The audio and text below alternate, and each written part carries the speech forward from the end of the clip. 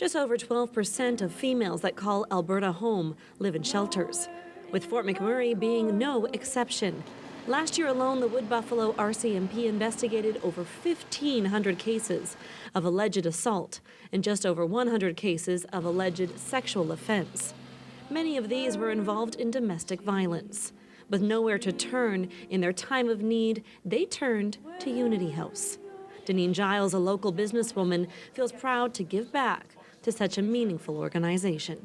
I've been involved with with Unity House for a number of years and done volunteering behind the scenes, folding clothes. I helped get one of the facilities up and running and get it ready, so I know that there's a need. Just as the community of Fort McMurray has grown, so has the need for assistance. The Fort McMurray Crisis Society provides care for over 1,300 victims of abuse and their abusers. And last year alone, however, with extensive growth in victims, the present Unity House is not only too small, but on an average, over 100 women are turned away due to lack of space. But with their new campaign, they are desperately trying to change those statistics. The Stop the Hurting, Start the Healing campaign is a campaign that's focused on providing better solutions in Fort McMurray for those that currently are victims of family violence within our community.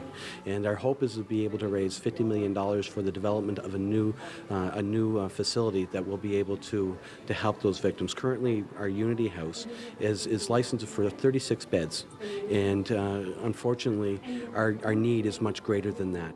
With a new facility, not only will Director Mary Ellen Proctor be able to assist more families and victims, but they would be able to bring a true solution for those at highest risk when affected by family violence. This facility as well will bring out the families that would never ever go to a shelter. You know, they'll never ever take their children out of that situation and go and live in a shelter where they don't know where they're going to be going after 21 days, right? The risk is much too high. So this new facility will then open up those doors for those women that have children that, you know, they're in such a terrible situation. And they'll be able to take their children into another home that they can call home. These children will be able to be safe. They'll have their own beds that they go to sleep in. They won't have to worry about being woke up in the middle of the night because there's another family coming in and hearing women crying and all the things that go with communal living. The two-component facility will have 76 affordable housing units and 50 units as part of the emergency shelter component. Furthermore, the new location will have an auxiliary support area with a daycare, preschool, and even a medical vicinity. We'll finally have the resources and not only we won't be turning people away, but we will know that we are putting them into a better situation.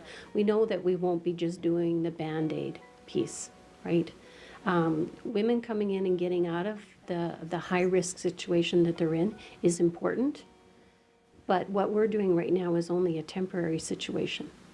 And we're not looking after all the other pieces that go with it.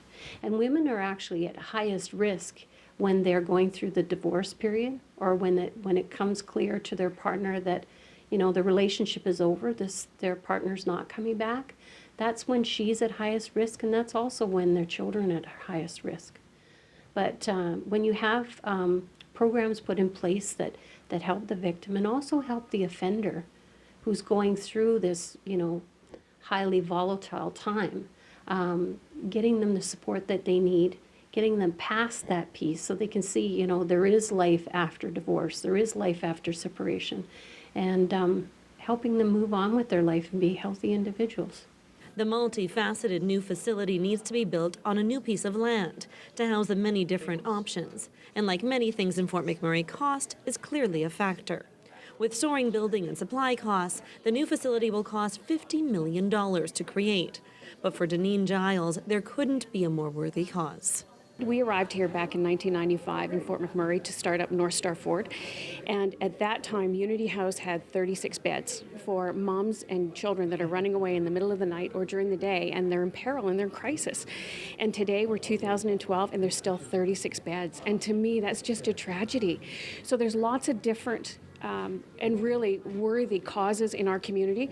But right now, this is a really big one for us. There isn't a child alive that actually deserves to feel the chaos and the stress and the worry in the middle of the night. They need a place to go. The owners of North Star Ford have signed on to give the notable cause $75,000. But with much needed funds still required to break ground on the facility, the Family Crisis Center is still in need of your help.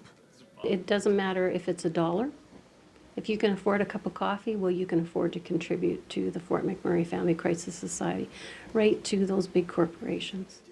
At FMMFCS.com, with just a click of a button, we can all stop the hurting and start the healing.